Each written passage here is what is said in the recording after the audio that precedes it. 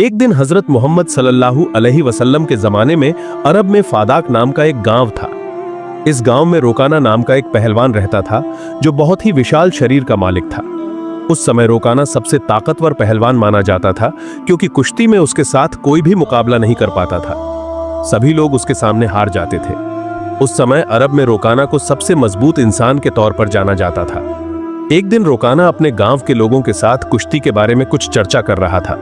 तभी वहां एक आदमी आया और सभी को संबोधित करते हुए बोला, क्या तुम जानते हो कि मक्का में एक नबी आए हैं जिनका नाम मोहम्मद सल्लल्लाहु अलैहि वसल्लम है और वो अल्लाह के भेजे हुए रसूल हैं और उन पर आसमानी किताब कुरान नाजिल हुई है। उनकी बातें सुनकर सब लोग झुंड में इस्लाम धर्म अपना रहे हैं। कहते हैं कि वो कई जादू भी जानते हैं। उनकी बातें सुनकर लोगों ने कहा, तो फिर हमें तो उनके साथ एक बार मिलना चाहिए। थोड़ी देर बाद रुकाना ने कहा, अगर वो सच में अल्लाह के भेजे हुए रसूल हैं तो मुझे तो उनके साथ कुश्ती लड़नी होगी और मुझे उन्हें उस कुश्ती में हराना पड़ेगा। इसी सोच में था रुकाना।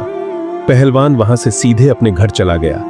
रुकाना का एक बेटा था जिसका नाम यजीद था। वह भी अपने पिता की तरह बहुत मजबूत पहलवान था और उसने कभी भी किसी कुश्ती में हार नहीं मानी। रुकाना ने अपने बेटे से कहा, मैंने लोगों के मुंह से सुना है कि मक्का में मोहम्मद सल्लल्लाहु अलैहि वसल्लम नाम का एक आदमी है जो बहुत बड़ा जादूगर है।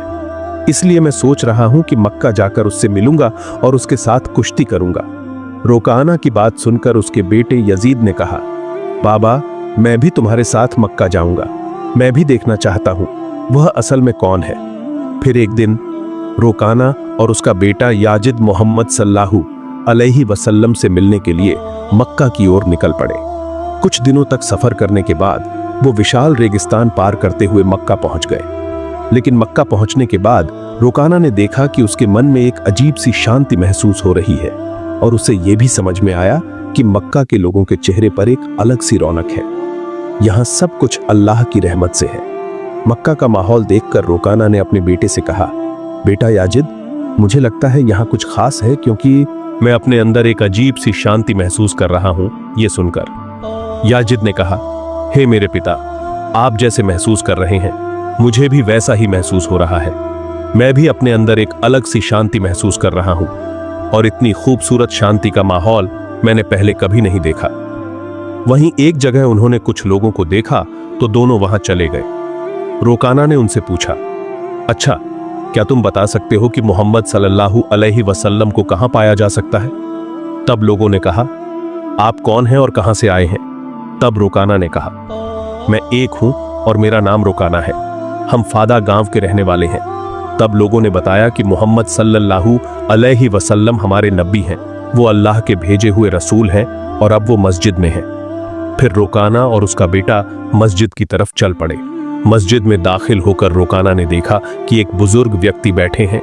उनके चेहरे पर एक दिल को छू लेने वाली मुस्कान थी, जैसे वो सबका स्वागत कर रहे हों। फिर रोकाना ने देखा और पहचान लिया कि यही वो व्यक्ति हैं जिनके बारे में सब बातें कर रहे थे।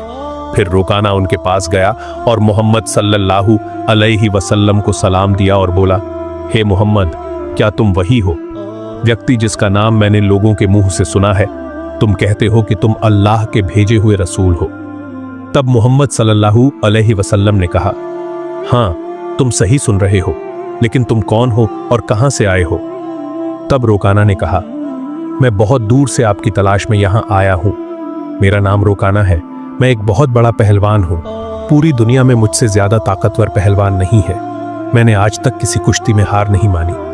फिर रसूल पाक सल्लल्लाहु अलैहि वसल्लम ने बहुत शिष्टता से रोकाना से कहा, वालेकुम अस्सलाम, तुम बैठो, तुम्हारे साथ मेरे बहुत सारे। बात है कि उसके बाद रसूल सल्लल्लाहु अलैहि वसल्लम की बातें सुनकर रुकाना सोचने लगा कि वो मुझसे फिर किस बारे में बात करेंगे। फिर रसूल सल्लल्लाहु अलैहि वसल्लम ने उसे इस्लाम की दावत देते हुए कहा, जो कि अल्लाह रब्बुल आलमीन ने रसूल पाक सल्लल्लाहु अलैहि वसल्लम को सभी को इस्लाम की दावत देने का जिम्मा दिया है। इसी के मुताबिक रुकाना को भी दावत देने के इरादे से कहा, हे रुकाना, तुम अल्लाह से डरो।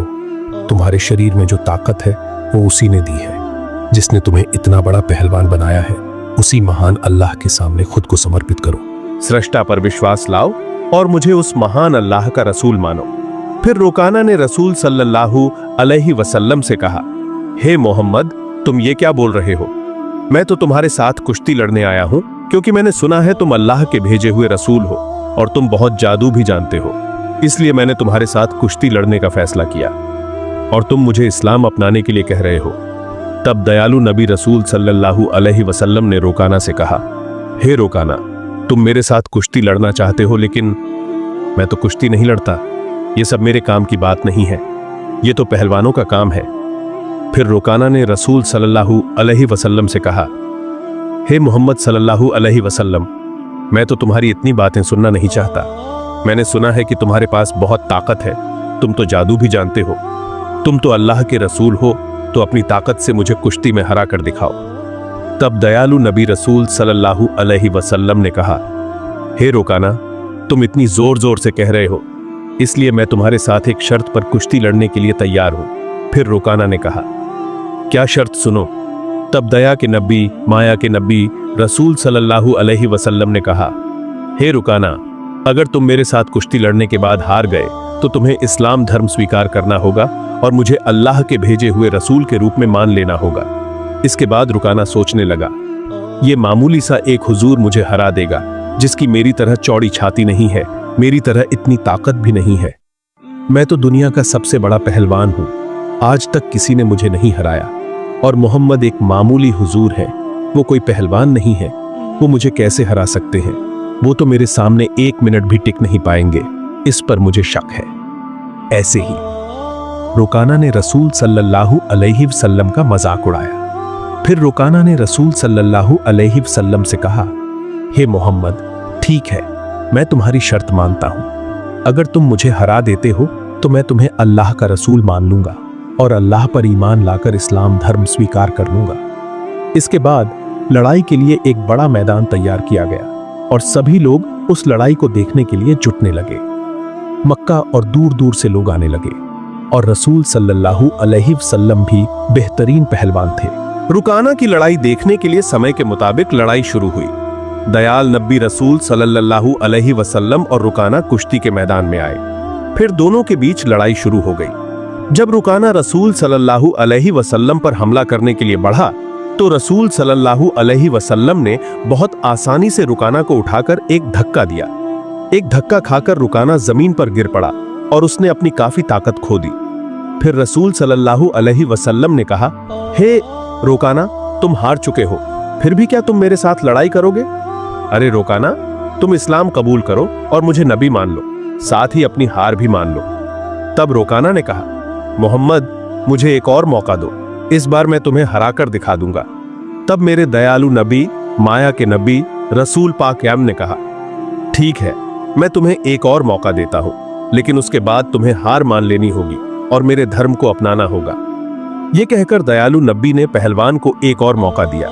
फिर से लड़ाई शुरू हो गई और इस बार रुकाना फिर रसूल सल्लल्लाहु अलैहि वसल्लम को नुकसान पहुंचाने के लिए वापस आता है और पहले की तरह फिर से रसूल सल्लल्लाहु अलैहि वसल्लम रुकाना को ऊपर उठाकर जमीन पर पटक देते हैं, जिससे रुकाना तुरंत जमीन पर गिर पड़ता है। फिर रुकाना से कहते हैं, हे रुकाना, तुम अब अपनी हार मान लो और अल्लाह पर ईमान लाओ और मुझे अल्लाह का भेजा हुआ रसूल मान लो।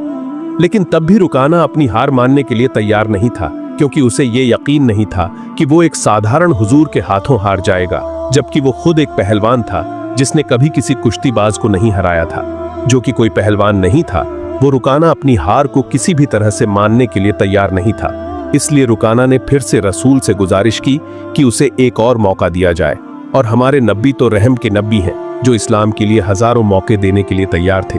तो रसूल ने कहा, ठीक है रुकाना, मैं तुम्हें एक और मौका दे रहा हूं, लेकिन इस बार अगर तुम हार गए तो तुम्हें मेरी शर्त माननी होगी। फिर से लड़ाई शुरू हो गई। इस बार रुकाना ने अपने शरीर की सारी ताकत लगाकर रसूल पर हमला किया, लेकिन वो रसूल सल्लल्लाहु अलैहि वसल्लम के सामने आते ही रसूल सल्लल्लाहु अलैहि वसल्लम ने उसे ऊपर उठाकर एक धक्का दिया, जिससे रुकाना जमीन पर गिर पड़ा और वो उठ नहीं सका, सारी ताकत हार गया। तब उसे समझ में आया कि मोहम्मद सल्लल्लाहु अलैहि वसल्लम कोई आम इंसान नहीं है, बल्कि अल्लाह के भेजे हुए रसूल हैं और इस्लाम सबसे बेहतरीन धर्म है। फिर रुकाना ने रसूल सल्लल्लाहु अलैहि वसल्लम से कहा, हे अल्लाह के नबी, मैं समझ गया हूं कि आप सच में अल्लाह के रसूल हैं और आपका धर्म सबसे बेहतरीन है। मैं आपको नबी के रूप में स्वीकार करता हूं और मैं महान अल्लाह का। हर बार जब मैं ईमान लाता हूं तब हजरत मोहम्मद सल्लल्लाहु अलैहि वसल्लम कहते हैं, अब तुम समझ गए हो, असल में हम कभी भी मजबूत नहीं होते। अल्लाह की इच्छा से मैंने आज तुम्हें हरा दिया है और अल्लाह की इच्छा से तुम आज इतने बड़े पहलवान बन गए हो। अगर अल्लाह नहीं चाहते तो मैं तुम्हें कभी भी नहीं हरा पाता। उन्होंने मुझे इतनी ताकत दी है कि तुम आज मेरे जैसे एक साधारण हजूर के सामने हार गए हो। रसूल सल्लल्लाहु अलैहि वसल्लम की ये बातें सुनकर रुकाना तुरंत इस्लाम धर्म कबूल कर लेता है। ये घटना हजरत मोहम्मद सल्लल्लाहु अलैहि वसल्लम की महानता को दर्शाती है। ओ मोजेजा एक जिंदा सबूत था। फिर जब रुकाना ने हजरत सल्लल्लाहु अलैहि वसल्लम के सामने आत्मसमर्पण किया और इस्लाम कबूल कर लिया तो उसका बेटा यजीद, जो खुद एक मशहूर पहलवान था, अपने पिता की इस हार को मानने के लिए तैयार नहीं था। उसे गहरा आत्मविश्वास था जो हजरत रसूल सल्लल्लाहु अलैहि वसल्लम को चुनौती देने पर मजबूर कर रहा था। यजीद जवानी के उत्साह और अपने पिता की हार के गम में रसूल के सामने खड़ा होकर बोला, हे मोहम्मद, आपने मेरे पिता को कुश्ती में हराकर साबित कर दिया कि आप एक असाधारण इंसान हैं। मैं आपकी ताकत का अंदाजा नहीं लगा सका। क्या आप मेरे साथ कुश्ती लड़ेंगे? हुजूर, यजीद की आंखों में देखते हुए उन्होंने उसका चैलेंज स्वीकार कर लिया, क्योंकि उन्हें पता था कि यजीद के मन में अब शक है, इसलिए उसे ईमान की रोशनी की जरूरत थी। फिर यजीद ने इस लड़ाई के लिए खुद को तैयार किया, क्योंकि वह भी अपने पिता की तरह ताकतवर था और उसने कभी किसी के सामने हार नहीं मानी। यजीद ने मन ही मन सोचा कि वह मोहम्मद सल्लल्लाहु अलैहि वसल्लम को हराकर अपने पिता की हार का बदला लेगा और अपने वंश का सिर ऊंचा करेगा। फिर जब कुश्ती शुरू हुई तो यजीद ने अपनी सारी ताकत लगा दी। हजरत मोहम्मद सल्लल्लाहु अलैहि वसल्लम पर हमला किया गया, लेकिन रसूल ने हर एक वार को आसानी से रोक दिया। वो हैरान रह गया। उसे यकीन नहीं हो रहा था कि यह कैसे मुमकिन है। हजूर ने उसे एक मौका दिया ताकि वो अपनी पूरी ताकत लगा सके। आजम मक्का ने तेजी से रसूल को याजिद को जमीन पर फेंक दिया। याजिद का पेट जमीन से इतनी जोर से टकराया कि उसे लगा जैसे उसकी हड्डियां टूट गई हैं। याजिद फिर से उठने की कोशिश करने लगा, लेकिन उसके पैरों में ताकत नहीं थी। उसने हजूर की तरफ देखा। उसके चेहरे पर एक सुकून भरी मुस्कान थी। फिर रसूल ने याजिद का हाथ पकड़कर कहा, ओ याजिद, तुम एक बहादुर नौजवान हो, लेकिन याद रखना, असली ताकत अल्लाह रब्बुल आलमीन के हाथ में है।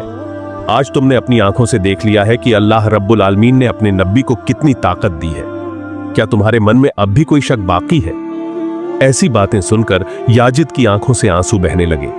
उसने हजूर के सामने आत्मसमर्पण करते हुए कहा, हे अल्लाह के रसूल, मैंने आज अपने जीवन का सबसे बड़ा सबक सीखा है। मैं गवाही देता हूं कि अल्लाह के अलावा कोई माबूद नहीं है और मोहम्मद सल्लल्लाहु अलैहि वसल्लम अल्लाह के सच्चे रसूल। मैं आपको बताना चाहता हूं कि इसके बाद रुकाना और उसके बेटे के इस्लाम स्वीकार करने की खबर पूरे अरब में फैल गई। इस घटना के कुछ दिन बाद मदीना का एक गैर मुस्लिम युवक नबी हजरत मोहम्मद सल्लल्लाहु अलैहि वसल्लम के पास एक अपमानजनक सवाल लेकर आया। उसने कहा, हे मोहम्मद, क्या आपने दावा किया है कि आप अल्लाह की ओर से भेजे गए एक नबी हैं, और क्या आपके पास अल्लाह की तरफ से कोई वाणी भी आती है? अगर तुम्हारी बात सच है तो कुछ ऐसा करके दिखाओ जो आम इंसान के लिए करना मुश्किल हो। यह सुनकर रसूल ने कहा, ठीक है, तुम क्या देखना चाहते हो, बताओ। फिर उस युवक ने दूर एक पेड़ की तरफ इशारा करते हुए कहा, बिना किसी हाथ के स्पर्श के एक पल में उस पेड़ को यहां लाकर दिखाओ। तब नवाज जी मुस्कुराते हुए बोले, मैं कुछ नहीं कहूंगा, तुम खुद उस पेड़ के पास जाओ और बस इतना कह दो कि अल्लाह के भेजे हुए रसूल तुम्हें बुला रहे हैं। फिर वो युवक अपनी इच्छाओं को पूरा करने की उम्मीद के साथ, यकीन के साथ पेड़ के पास गया। जाकर बोला, हे पेड़, तुम्हें अल्लाह के भेजे हुए रसूल बुला रहे हैं। ये कहते ही पेड़ कांपने लगा और जमीन से अपना पूरा रिश्ता तोड़ते हुए कूदकर नबी साहब सल्लल्लाहु अलैहि वसल्लम के सामने आ गया। पेड़ की इस हालत को देखकर उस युवक ने हैरानी से कहा, आप तो जरूर कोई जादू जानते हैं। फिर उस युवक ने कहा, देखो, पेड़ को उसकी पुरानी जगह पर वापस लगा दो। तब नबी साहब सल्लल्लाहु अलैहि वसल्लम ने पेड़ से कहा, जाओ, तुम अपनी जगह पर लौट जाओ।